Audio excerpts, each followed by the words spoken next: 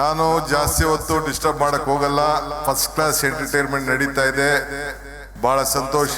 ವೇದಿಕೆಯಲ್ಲಿ ನಮ್ಮ ರೈ ಅವರು, ನಮ್ಮ ಶಾಸಕರಿದ್ದಾರೆ, ನಮ್ಮ ಉದಯ್ ಇದ್ದಾರೆ, ಪ್ರಕಾಶ್ ಶೆಟ್ಟಿ ಇದ್ದಾರೆ, ನಮ್ಮ ಡಿಫಿನೆಟ್ ಕ್ಯಾಂಡಿಡೇಟ್ ಇಲ್ಲಿ ನಮ್ಮ ಕೌನ್ಸಿಲರ್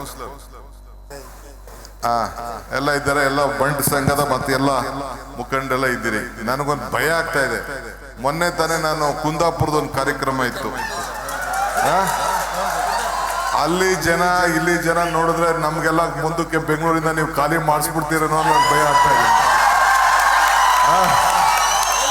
ಶೆಟ್ರೆ ಏನ್ರಿ, ನಾವೆಲ್ಲ ಬೆಂಗಳೂರಿನವರು, ನಮ್ನ ಖಾಲಿ ಮಾಡಿಸ್ಬಿಡ್ತಿರೋ ಈ ಜನಸಂಖ್ಯೆ, ಈ ಶಕ್ತಿ, ಈ ವೈಬ್ರೇಷನ್, ಈ ಸ್ಟ್ರೆಂತ್ ನೋಡಿದ್ರೆ ಇರ್ಲಿ. ಇಡೀ ದೇಶಕ್ಕೆ ಕರ್ನಾಟಕದಿಂದ ಸಂಸ್ಕೃತಿ ಕೊಟ್ಟವರು, ಶಿಕ್ಷಣ ಕೊಟ್ಟವರು, ಧಾರ್ಮಿಕ ಶಕ್ತಿ ಕೊಟ್ಟವರು, ನೀವು ಬ್ಯಾಂಕ್ ವ್ಯವಸ್ಥೆ ಕೊಟ್ಟವರು, ಆರೋಗ್ಯ ಕ್ಷೇತ್ರ, ಎಲ್ಲ ಕ್ಷೇತ್ರದಲ್ಲೂ ನೀವು ಮುಂದಿದ್ದೀರಿ. ಒಳ್ಳೆ ಜನ. ಸೊ ಅದರಿಂದ ನನಗೆ ವಿಶೇಷವಾಗಿ ದಕ್ಷಿಣ ಕನ್ನಡ ಕರಾವಳಿ ಪ್ರದೇಶದ ಜನ ಬಹಳ ವಿದ್ಯಾವಂತಿದ್ದೀರಿ, ಬುದ್ಧಿವಂತಿದ್ದೀರಿ, ಪ್ರಜ್ಞಾವಂತಿದ್ದೀರಿ. ಅದಕ್ಕೆ ನಾನು ಇವತ್ತು ನಿಮ್ಮ ಜೊತೆ ನಾನು ಇದ್ದೀನಿ ಅಂತ ಹೇಳಲಿಕ್ಕೆ ಇಲ್ಲಿಗೆ ಬಂದಿದ್ದೇನೆ. ಏನು ನಿಮ್ಮಿಂದ ಏನು ಬೇಡ, ನಿಮ್ಗೆ ಒಳ್ಳೇದಾಗ್ಲಿ. ಈ DK ಶಿವಕುಮಾರ್ ನಿಮ್ಮವ ಅಂತ ತಿಳ್ಕೊಳ್ಳಿ. ನಾನು ಯಾವಾಗ ಬೇಕಾದ್ರೂ ನಿಮ್ಮ ಜೊತೆ ಇದ್ದೇನೆ.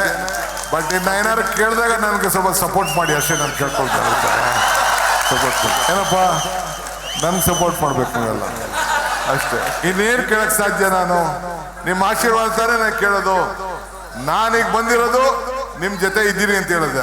ನಾನು ಕೇಳ್ಕೊಳ್ತಾ ಇರೋದು ನೀವು ನನ್ನ ಜೊತೆ ಇರಿ ಅಂತ. ಇಷ್ಟು ಹೇಳಿ ನನ್ನ ಮಾತು ಮುಗಿಸ್ತೇನೆ. ಎಲ್ಲರಿಗೂ ನಮಸ್ಕಾರ. ಚೆನ್ನಾಗಿ ಬೆಳೀಲಿ ದಕ್ಷಿಣ ಕನ್ನಡ ಜಿಲ್ಲೆ. ಈಗ ನಾನೀಗಾಗಲೇ ನಮ್ಮ ಎಲ್ಲ ಶಾಸಕರ ಹತ್ರ, ಖಾದರ್ ಅವ್ರ ಹತ್ರ, ಎಲ್ಲರ ಹತ್ರನೂ ಮಾತಾಡಿದ್ದೀನಿ. ವಿಶೇಷವಾಗಿ ಮಂಗಳೂರು, ಉಡುಪಿ ಮತ್ತು ಉತ್ತರ ಕನ್ನಡ, ಆ 3 ಜನ ಕರಾವಳಿ ಪ್ರದೇಶಕ್ಕೆ ಜನ ವಲಸೆ ಹೋಗೋದನ್ನ ತಪ್ಪಿಸ್ಬೇಕು. ಹೊಸ ಟೂರಿಸಂ ಪಾಲಿಸಿ ಕ್ರಿಯೇಟ್ ಮಾಡಬೇಕು, ಉದ್ಯೋಗ ಸೃಷ್ಟಿ ಮಾಡಬೇಕು ಅಂತೇಳಿ ಈಗಾಗಲೇ ನಾನು ಒಂದು ಸಭೆಯನ್ನು ಮಾಡಿದ್ದೇನೆ. ಸದ್ಯದಲ್ಲೇ ಮಂಗಳೂರಲ್ಲೂ ಕೂಡ ಮಾಡ್ತಾ ಇದ್ದೀನಿ. ಆದಷ್ಟು ನಿಮ್ಮ ಪ್ರಕೃತಿ ಏನಿದೆ, ನಿಮ್ಮ ಸಂಸ್ಕಾರ ಏನಿದೆ, ಅದಕ್ಕೆಲ್ಲ ಹೊಸ ರೂಪ ಕೊಡಬೇಕು. ನಿಮ್ಮಲ್ಲಿರುವಂತ ಇತಿಹಾಸ ಇಡೀ ದೇಶದಲ್ಲಿ ಯಾವ ನಾಡಿನಲ್ಲೂ ಇಲ್ಲ. ಆದ್ರಿಂದ ನಿಮ್ಮನ್ನ ನಾವು ಪ್ರೋತ್ಸಾಹ ಮಾಡಲೇಬೇಕು. ಇಡೀ ಕರ್ನಾಟಕ ರಾಜ್ಯಕ್ಕೆ, ನಮ್ಮ ಕರಾವಳಿ ಪ್ರದೇಶದವರು ನೀವು ಕೂಡ ಒಂದು ಆಸ್ತಿ. ಸೊ ಈ ತುಳು ಭಾಷೆ ರಾಜ್ಯದ 2ನೇ ಅಧಿಕೃತ ಭಾಷೆ ಆಗಬೇಕು ಅಂತೇಳಿ ಒಂದು ಅರ್ಜಿ ಕೂಡ ಕೊಟ್ಟಿದ್ದಾರೆ.